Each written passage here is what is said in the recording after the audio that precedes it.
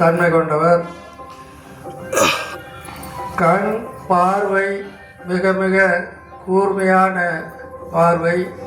இங்கே அனைவரும் படிப்பதற்கு கண்ணாடி போட்டுக்கொண்டு படிக்கின்றோம்.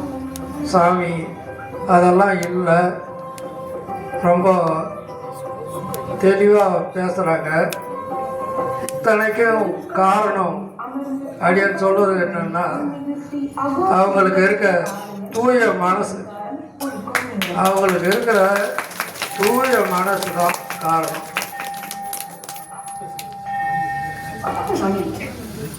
இங்கே 5000க்கும் மேற்பட்ட சிஷ்யர்கள் இருக்கின்றார்கள். அவர்கள் ஒவ்வொரு சிஷ்யரை பற்றியும் சுவாமிக்கு தெரியும். ஒவ்வொரு குடும்பத்தை பற்றியும் சுவாமிக்கு தெரியும். அவர்களுடைய குணாதிசயங்கள் தெரியும்.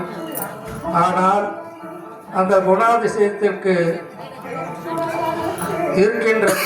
அவர்கள் இருக்கின்ற தன்மையை வெளிப்படுத்தி சொல்வதில்லை. அவர் அடியன் இருக்குன்னு சொன்னால் என்னை பற்றி தெரியும், ஆனால் என் நேரில் பார்க்கும்பொழுது என்னை பற்றி உயர்வாக தான் சொல்லுவார் சாமி. எவ்வளவு தவறாக சில நேரங்களில் செய்தாலும் கூட அதை உயர்வாக பேசுகின்ற தன்மை கொண்டவர். நிறைய புத்தகங்கள், வைணவ புத்தகங்கள் நிறைய எழுதியிருக்காங்க. 52க்கு மேற்பட்ட புத்தகங்கள் மொழிபெயர்த்து ஆங்கிலத்திலும் தமிழிலும் மொழிபெயர்த்து செய்திருக்கின்றார்கள். இன்னும் அவர் நிறைய திருப்பாவை பாசுரத்தில் அவருடைய விளக்க உரை மிக மிக தெளிவாக இருக்கின்றது. திருப்பாவையில் ஆண்டாள் நாச்சியார் நிறைய குடும்பத்திற்கு, பெண்களுக்கு நிறைய செய்திகளை சொல்லியிருக்கின்றார். அந்த செய்திகளை எல்லாம் மிக தெளிவாக சாதாரணமாக பேசும்போது கூட